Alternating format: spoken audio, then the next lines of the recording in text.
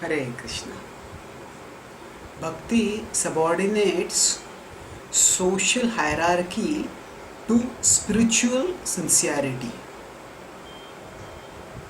We live in an age that celebrates equal opportunity for all. The age that wants to break down racial and other such barriers to opportunity. This theme of equal opportunity is often seen as a positive modern development. Yes, it may be in terms of recent history, pre-modern history, but actually the similar spirit of equality of opportunity, of egalitarianism, is found in the Bhagavad-gita, which was written millennia ago. Now, to understand the Gita's egalitarianism, we need to first understand its cultural context. The Gita was spoken thousands of years ago in a culture that was highly stratified.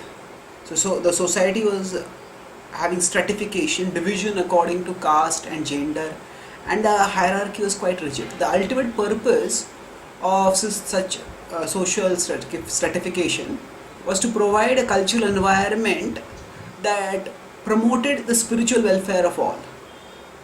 So the arrangement itself was good, but ultimately even the best arrangement is as good as those who are going to implement it are, and that means the members of society and especially the leaders of society.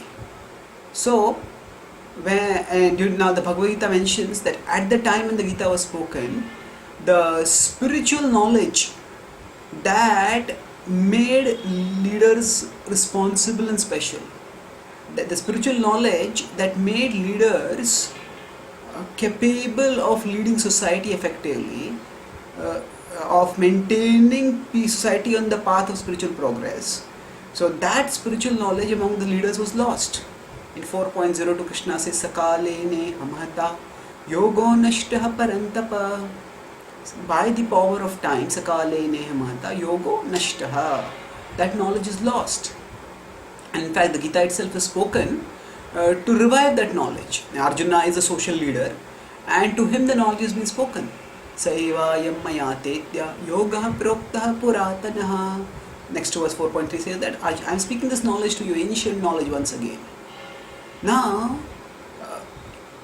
the point is that at that time the culture was less than ideal, and in that culture the lower castes, the outcasts and the women were not allowed often to do certain practices, were often not allowed to do certain allowed entry in certain religious practices. Now the Bhagavad-gita circumvents such restrictions by propounding, by establishing as the best the universally accessible path of bhakti.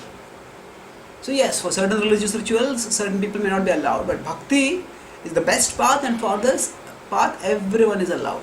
This spirit is cherished in the Bhagavad-gita 9.32 when it says Mam vipartha vyapashritya yepi syupapayonayah striyo vaishyas tha shudras tepi yanti paramgatim. That Mam vipartha vyapashritya, those who take shelter of me, yepi syupapayonayah, even if they be of sinful birth. They can be sinful, they can be women, they can be vaishyas, they can be shudras, they can all tepiyanti param gatim, they can all attain the supreme destination. So what this verse is celebrating is that it is declaring that the paths of the supreme destination of attaining Krishna's abode are open for everyone, even for those who are low born. And actually it was held in the culture at that time that the highest destination can be attained only by the pious brahmanas, and that too by many lifetimes of piety. But the path of bhakti is so universal that it gives access to everyone, and the criteria for access is not social hierarchy, it is spiritual sincerity. Social hierarchy What bhakti looks for is the sincerity of the heart, not the history of the body. One's position in the social hierarchy depends on the history of one's body. The history of one's body, of course, means that how did this body come about historically. That depends on the soul's history of karma in the previous life, which determines its body in this life.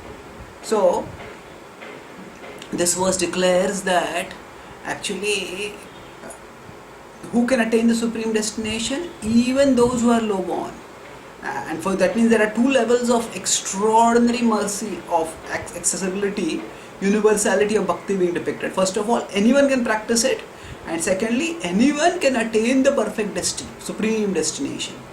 And thus the bhakti, which is celebrated in the Bhagavad-gita, demonstrate the supreme spiritual egalitarianism, equal opportunity for everyone with no discrimination at all.